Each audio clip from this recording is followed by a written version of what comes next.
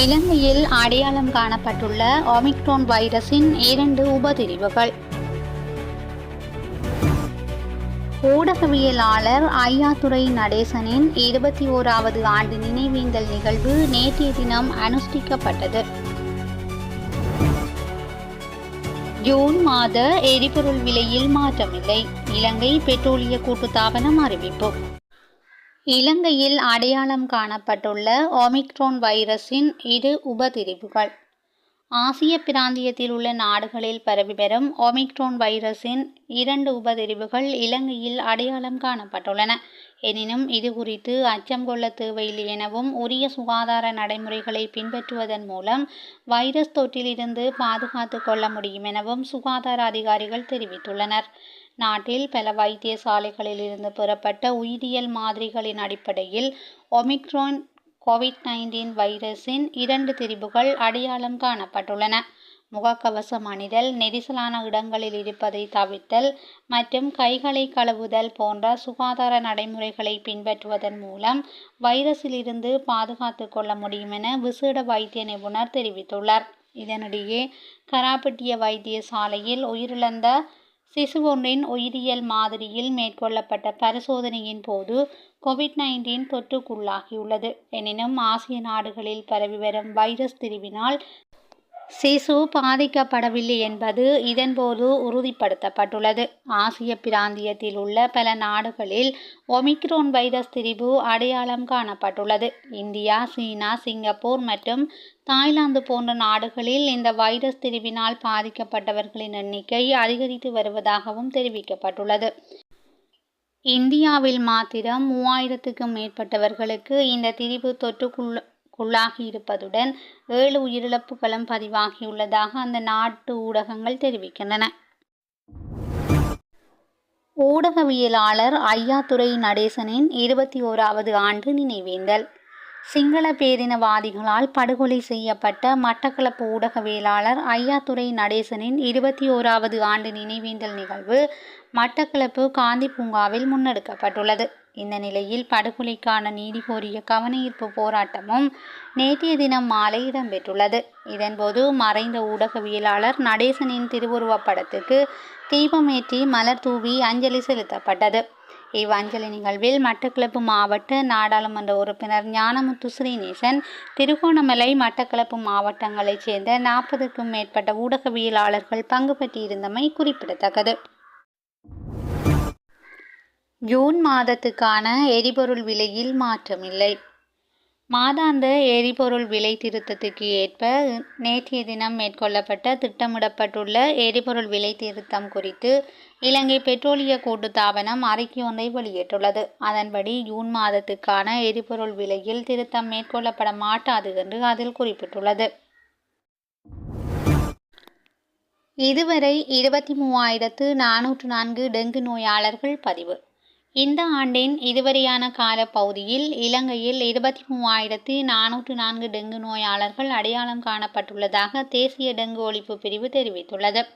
காய்ச்சல் குறையாமல் நீடிக்குமாயின் நோயாளர்களை வைத்திய சிகிச்சை பெற்றுக்கொள்ள வேண்டும் என விசேட வைத்திய நிபுணர் வைத்தியர் பிரசிலா சமரவீர தெரிவித்துள்ளார்.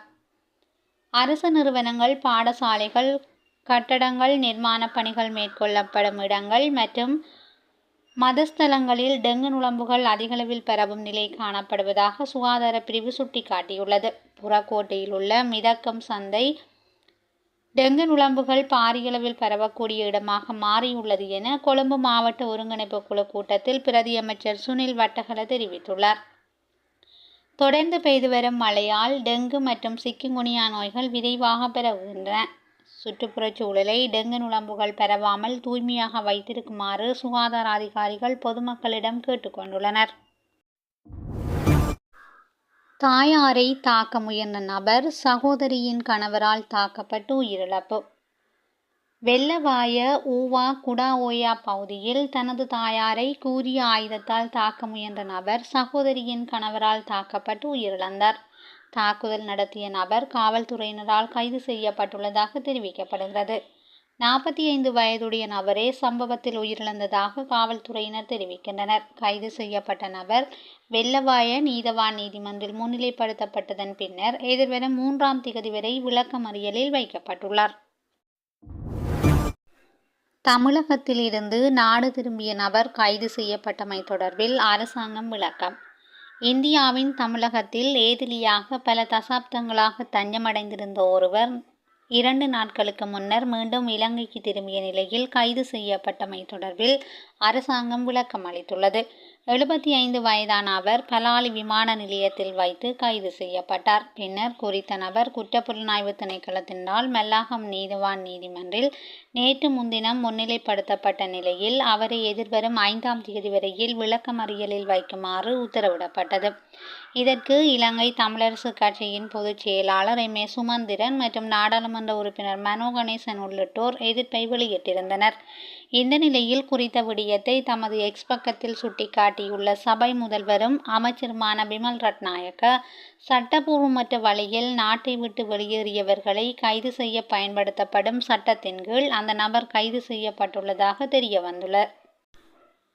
உரிய தரப்பினர் இது குறித்து சரியான முறையில் செயற்பட்டிருந்தால் யுத்தத்தின் பின்னர் இந்த சட்டத்தை மாற்றியிருக்கலாம் என்றும் அவர் தமது பதிவில் குறிப்பிட்டுள்ளார். இந்த விடயம் தொடர்பில் தாம் உடனடியாக பொதுமக்கள் பாதுகாப்பு அமைச்சர் ஆனந்த விஜயபாலவுடன் உரையாடியதாகவும் அவர் குறித்த சட்டத்தை மாற்றுவதற்கான நடவடிக்கை எடுப்பதாக பதிலளித்துள்ளதாகவும் அமைச்சர் பிமல் ரட்நாயக்க தெரிவித்துள்ளார். இது அரசாங்கத்தின் கொள்கை இல்லை, நாட்டின் பழைய சட்டம் ஒன்று நடைமுறைப்படுத்தப்பட்டுள்ளது என்றும் அவர் தமது பதிவில் கூறியுள்ளார். போதைப் பொருளுடன் கைது செய்யப்பட்ட பிரித்தானிய பெண் தொடர்ந்தும் விளக்கமறியலில். 48 கிலோகிராம் நிறையுடைய குஷ்ரக போதைப் பொருளுடன் கட்டுநாயக்க சர்வதேச விமான நிலையத்தில் அண்மையில் கைது செய்யப்பட்ட பிரித்தானிய நாட்டைச் சேர்ந்த பெண் மீளவும் விளக்கமறியலில் வைக்கப்பட்டுள்ளார். அவர் நேற்றைய தினம் நீர்கொழும்பு மேலதிக நீதவான் தர்சிமா பிரேமரட்னம் முன்னிலையில் பிரசன்னப்படுத்தப்பட்ட போது அவரை எதிர்வரும் 13ஆம் தேதி வரை மீள விளக்கமறியலில் வைக்குமாறு உத்தரவிடப்பட்டுள்ளது. 21 வயதான அவர் விமான பணிப்பெண் எனவும் தெரிய வந்துள்ளது. அவர் கடந்த 12ஆம் தேதி தாய்லாந்தில் இருந்து இலங்கைக்கு விமானத்தில் வந்துள்ளார். விமான நிலையத்தில் மேற்கொள்ளப்பட்ட சோதனைகளின் போது அவரிடமிருந்து 46 கிலோகிராம் குஷ்ரக போதைப் பொருள் மீட்கப்பட்டமை குறிப்பிடத்தக்கது. இந்தியாவிலிருந்து அதிக சுற்றுலா பயணிகள் நாட்டிற்கு. இந்த வருடத்தின் இதுவரையான காலப்பகுதியில் 10,17,004 சுற்றுலா பயணிகள் நாட்டிற்கு வந்துள்ளதாக சுற்றுலா அபிவிருத்தி அதிகார சபை தெரிவித்துள்ளது. இந்த மாதத்தின் 28 நாட்களில் மாத்திரம் 1,20,120 சுற்றுலா பயணிகள் வந்துள்ளனர். கடந்த வருடம் இதே மாதம் 1,12,128 சுற்றுலா பயணிகள் வந்துள்ளதாக அந்த அதிகார சபை குறிப்பிட்டுள்ளது. ஆசிரியர் இடமாற்றம் குறித்து இலங்கை தாய்மொழி ஆசிரியர் சங்கம் விடுத்துள்ள அறிவிப்பு. ஆசிரியர் இடமாற்ற கொள்கையில் காணப்படும் முறைகேடுகள் திருத்தப்படாவிட்டால் எதிர்வரும் புதன்கிழமை வடமாகாண ஆளுநர் அலுவலகத்துக்கு முன்பாக கவனஈர்ப்பு போராட்டம் ஒன்று முன்னெடுக்கப்படும் என இலங்கை தாய்மொழி ஆசிரியர் சங்கம் தெரிவித்துள்ளது. யாழ்ப்பாணத்தில் நேற்று இடம்பெற்ற அந்த சங்கத்தின் கலந்துரையாடலில் இந்த தீர்மானம் மேற்கொள்ளப்பட்டுள்ளது. இந்த விடயம் தொடர்பில் யாழ்ப்பாணத்தில் ஊடகங்களுக்கு கருத்துரைத்த அந்த சங்கத்தினர், வெளிமாவட்டத்தில் ஆசிரியர்கள் பணியாற்றுவதனை தடுப்பது தங்களது சங்கத்தின் நோக்கமல்ல என்றும் குறிப்பிட்டுள்ளனர். இந்தியாவில் 2710 பேருக்கு கொரோனா பாதிப்பு. இந்தியாவில் தற்போது கொரோனா பாதிப்புக்குள்ளானவர்களின் எண்ணிக்கை 2710 உயர்ந்துள்ளது. மேலும் கடந்த 24 மணி நேரத்தில் 7 பேர் கொரோனா பாதிப்பால் உயிரிழந்துள்ளனர். மத்திய சுகாதாரம் மற்றும் குடும்ப நல அமைச்சகத்தின் சமீபத்திய தரவுகளின்படி இந்தியாவில் COVID-19 பாதிக்கப்பட்டவர்களின் எண்ணிக்கை 2710 உயர்ந்துள்ளது.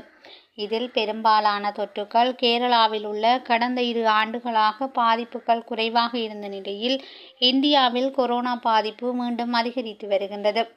கேரளாவில் அதிகம். தற்போதைய நிலவரப்படி கேரளாவில் 1147 பேர் கொரோனாவால் பாதிக்கப்பட்டுள்ளனர். அதனைத் தொடர்ந்து மகாராஷ்டிராவில் 424 பேர், டெல்லியில் 294 பேர் மற்றும் குஜராத்தில் 223 பேர் பாதிக்கப்பட்டுள்ளனர். கர்நாடகா மற்றும் தமிழ்நாட்டில் தலா 148 பேரும், மேற்கு வங்கத்தில் 116 பேரும் பாதிக்கப்பட்டுள்ளனர். 7 பேர் உயிரிழப்பு. கடந்த 24 மணி நேரத்தில் இந்தியாவில் 7 பேர் கொரோனா பாதிப்பால் உயிரிழந்துள்ளனர். இதனால் இந்த ஆண்டில் முதல் 5 மாதங்களில் பலி எண்ணிக்கை 22ஆக உயர்ந்துள்ளது. கடந்த 24 மணி நேரத்தில் மகாராஷ்டிராவில் 2 இறப்புகள் பதிவாகியுள்ளன. அணுசக்தி ஒப்பந்தம் தொடர்பிலான முன்மொழிவுகளை ஈரானுக்கு அனுப்பிய அமெரிக்கா. அணுசக்தி ஒப்பந்தம் ஒன்றை ஏற்படுத்திக் கொள்வது தொடர்பான முன்மொழிவுகளை அமெரிக்கா ஈரானுக்கு அனுப்பியுள்ளதாக வெள்ளை மாளிகை அறிவித்துள்ளது. ஓமான் வெளிவிவகார அமைச்சரின் ஊடாக சமர்ப்பிக்கப்பட்டுள்ள குறித்த முன்மொழிவுகளை ஈரானிய வெளிவிவகார அமைச்சர் பொறுப்பேற்றுள்ளார். அணுசக்தி ஆயுதங்களை உற்பத்தி செய்வதில் முக்கிய அங்கமாக செறிவூட்டப்பட்ட யுரேனியா உற்பத்தியை ஈரான் அதிகரித்துள்ளதாக ஐக்கிய நாடுகள் அணுசக்தி கண்காணிப்பு அமைப்பு அறிக்கையொன்றை விடுத்துள்ளது. செய்திகளை உடனுக்குடன் தெரிந்து கொள்ள SL தமிழ் வலையொலி பக்கத்துடன் இணைந்திருங்கள். நன்றி, வணக்கம்.